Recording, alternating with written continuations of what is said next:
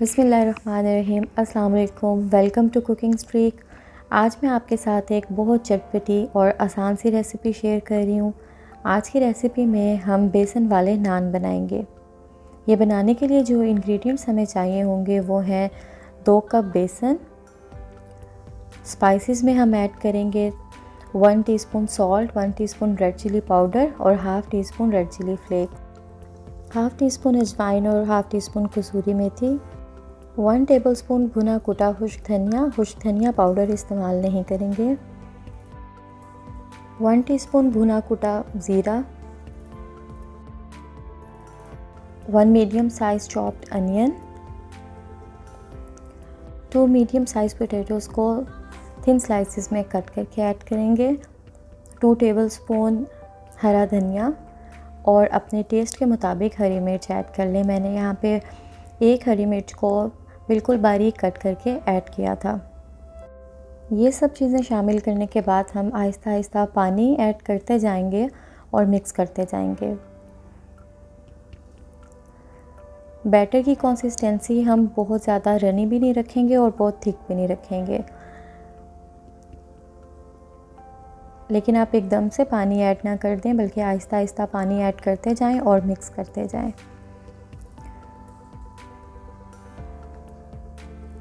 اس consistency کا better ہمیں چاہیے کہ ہمارا بیٹر پریپیئر ہو چکا ہے۔ اس کے بعد ہم ایک پین میں آئل کو گرم کر لیں گے،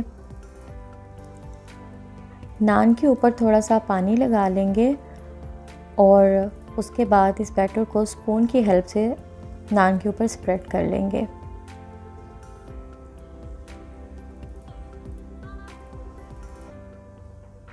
اگر بیٹر بہت رنی ہوگا تو وہ نان کے اوپر سٹک نہیں کرے گا، اس لیے آپ نے بیٹر کی کنسسٹنسی کا خیال رکھنا ہے۔ ایک سائڈ پہ اس مکسچر کو سپریڈ کرنے کے بعد فلپ کریں گے اور دوسری سائڈ پہ بھی اسی طرح سے سپریڈ کر لیں گے۔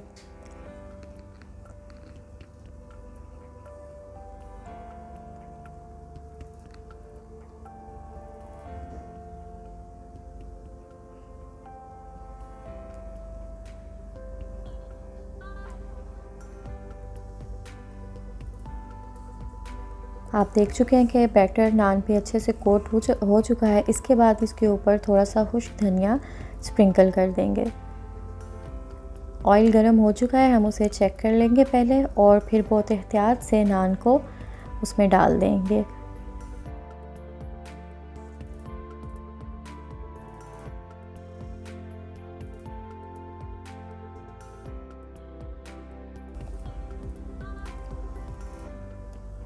کسی اسپون کی مدد سے اس کی اوپر والی سائڈ پہ بھی آئل ڈالتے جائیں گے۔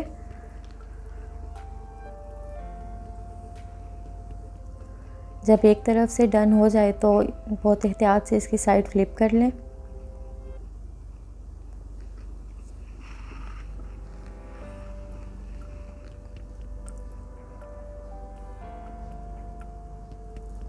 نان کو فرائی کرنے کے لیے فلیم میڈیم رکھیں گے، بہت ہائی فلیم پہ بھی فرائی نہیں کریں گے اور لو فلیم پہ بھی فرائی نہیں کریں گے، ورنہ یہ بہت زیادہ آئل ایبزارب کر لے گا۔ اگر آپ بیسن والے نان کو ڈیپ فرائی نہیں کرنا چاہتے تو آپ توے کے اوپر تھوڑا سا آئل ڈال کے اسی ریسیپی کو فالو کر کے توے پہ بھی یہ نان بنا سکتے ہیں۔ آئل سے نکالنے کے بعد ہم اتنے پیپر ٹاول پہ رکھ دیں گے تاکہ ایکسیسو آئل اس میں سے نکل جائے۔ نان کے اوپر چاٹ مسالہ سپرنکل کر دیں گے۔ اگر آپ کو فل نان بنانے میں ڈیفیکلٹی ہے یا آپ کو یہ مشکل لگتا ہے تو آپ نان کے 4 پیسز کر کے اور ان کو بھی بیسن میں کوٹ کر کے فرائی کر سکتے ہیں۔ یہاں پہ یہ میں نے ان کو نان کو پیسز میں کٹ کر لیا ہے اور اس کو فرائی کر رہی ہوں۔ میں نے بیسن والے نان کو منٹ رائتا کے ساتھ سرو کیا تھا۔ یہ بنانے کے لیے میں نے یوگرٹ، پودینہ، سبز دھنیا، ہری مرچ اور تھوڑا سا زیرہ اور سالٹ ڈال کے اس کو بلینڈ کر لیا تھا، اور ہمارا یمی اور ریفریشنگ سا منٹ رائتا تیار ہے۔ آپ اس کو اور بھی ریسیپیز کے ساتھ سرو کر سکتے ہیں۔ تو میں امید کرتی ہوں کہ آج کی یہ چٹپٹی سی ریسیپی آپ کو ضرور پسند آئے گی اور آپ اس کو ضرور ٹرائی کریں گے۔ اگر آپ نے چینل کو سبسکرائب نہیں کیا تو چینل کو سبسکرائب کریں، ویڈیو کو لائک اینڈ شیئر کریں۔ اگر آپ کو یہ ریسیپی پسند آئے اور آپ اس کو ٹرائی کریں تو کمنٹس میں اپنا فیڈ بیک ضرور دیں۔ انشاءاللہ نیکسٹ ریسیپی کے ساتھ پھر ملیں گے، تب تک کے لیے اللہ حافظ۔